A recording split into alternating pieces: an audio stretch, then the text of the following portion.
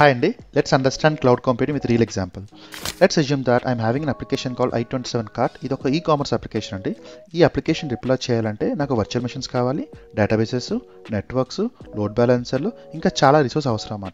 First ఇవన్నీ host చేయాలంటే నాకు డేటా సెంటర్ కావాలన్నమాట. నా డేటా సెంటర్ ఉందా అంటే లేదండి. అలాగని కొత్తగా ఇంకొక డేటా సెంటర్ క్రియేట్ చేసే ఇంటెన్షన్ కూడా లేదు.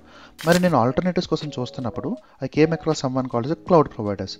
వాళ్ళు ఏం చేస్తారంటే వాళ్ళ దగ్గర ఫిజికల్గా రిసోర్స్ ఉంటాయండి, వాటిని మనకి షేర్ చేస్తారన్నమాట. ఎలాగా? ఇంటర్నెట్ త్రూ షేర్ చేస్తారు. మనం ఏంటంటే మనకి ఏమైతే రిసోర్స్ షేర్ చేశారో వాటిని కన్జ్యూమ్ చేసుకొని ఎంతైతే యూస్ చేసుకుంటున్నామో వాటికి మాత్రమే పే చేస్తాం మనీ. వాటిని ఏమంటామంటే పే యాజ్ గో మోడల్ అంటాం.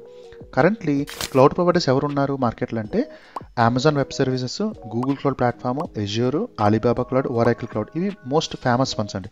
సింపుల్గా చెప్పాలంటే క్లౌడ్ కంప్యూటింగ్ అంటే ఏంటంటే accessing physical resources over the internet at any time and from any device and from anywhere. That's it.